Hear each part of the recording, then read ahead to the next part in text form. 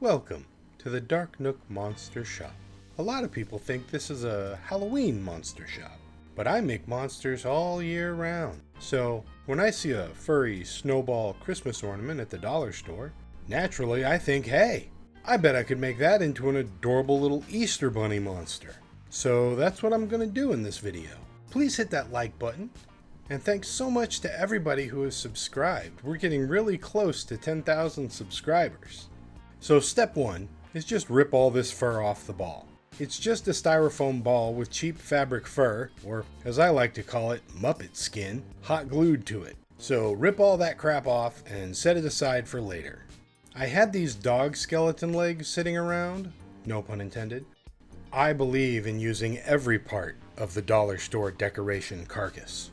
So I take a wooden kebab skewer and cut some pieces and then use those as a frame to glue the legs together. Then I sketch out the face to get an idea for the high and the low points and where I'll need to cut material away.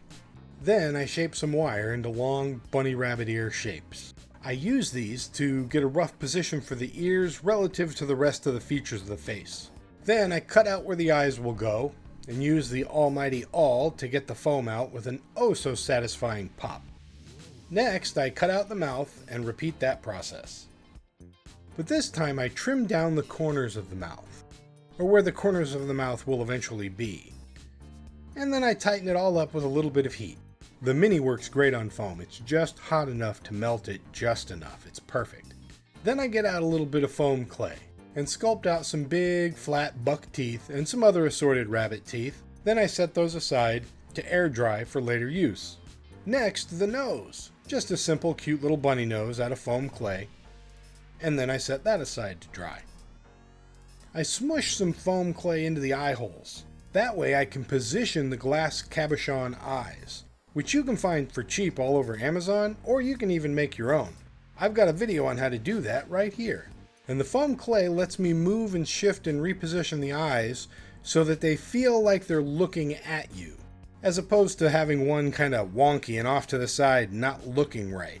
Once I'm happy with the position, I build up around the eyes and then coat the eyes in a layer of liquid latex to protect them from any of the paint or glue that they might get on them in the next stages of this process.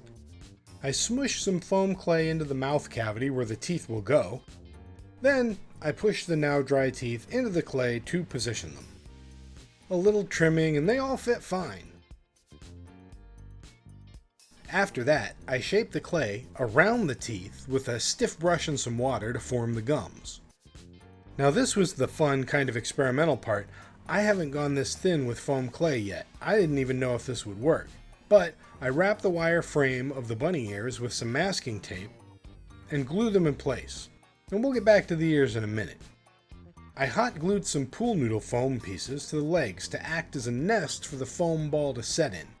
I trim it to fit, and then I attach a wire just to jab into the foam ball and help hold it into position. I add some hot glue and push the foam ball down over the legs. Now I start making the cheeks.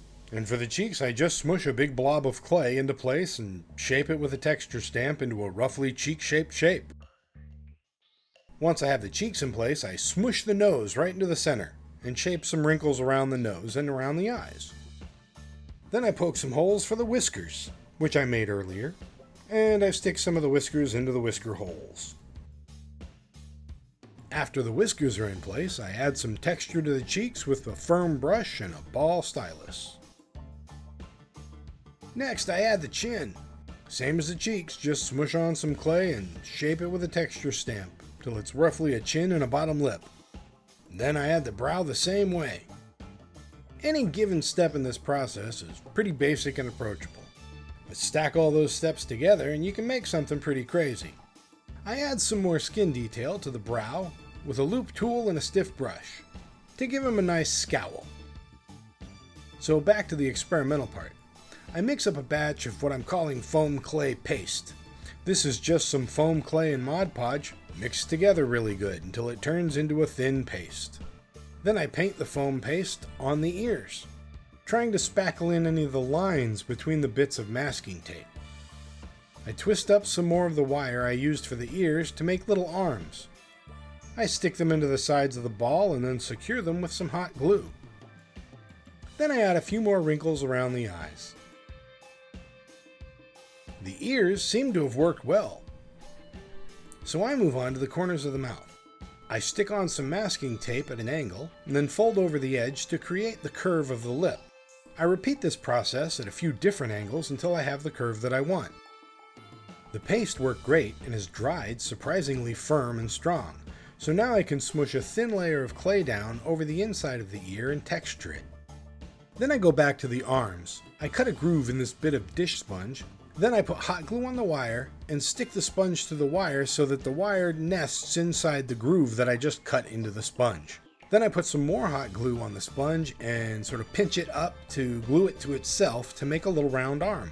I can also use a little bit of masking tape to hold it in place while the glue cools. Then I add some clay over the masking tape and shape the curl of the lip using a metal ball tool. I add some additional texture and wrinkles. And then I smooth it all out with a stiff brush and some Mod Podge. I glue on some more bits of dish sponge to the hand wires, and then 4 toothpicks. Then I glue the little claws that I'm going to use to the toothpicks and pack some clay in around them. And then I paint the rest of the arm with some foam clay paste. Now it's time for paint. I base it out in red, then I dust it with a pink spatter. Next, some dark purple around the eyes and low points and the ears and mouth and legs. I paint some black mixed with some wood glue over the feet, and next I sponge on a peach color in a blotchy, uneven pattern. Then I add a bit more purple around the eyes and low parts, and now I paint the teeth bone white, then a heavy brown wash, and then I paint the whiskers black. Last, I coat the whole mouth and a little around the eyes with glossy Mod Podge. Now it's time to reattach the fur. I use hot glue to glue the fur back to the foam ball. Now, even though I'm not covering most of the face, there's still not enough fur to cover this whole new body, the legs, the hands, and the ears. Luckily, I bought a whole second snowball ornament, so I've got an extra one for parts. Dollar store crafting rule number 1, buy 2.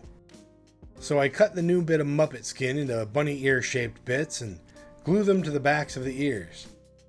Then I patch up any of the bald spots and cover the hands and the arms. And once that's done, it's time to peel the latex off the eyes and an oh so satisfying reveal.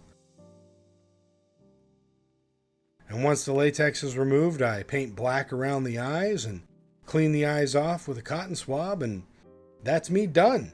On to the beauty shots.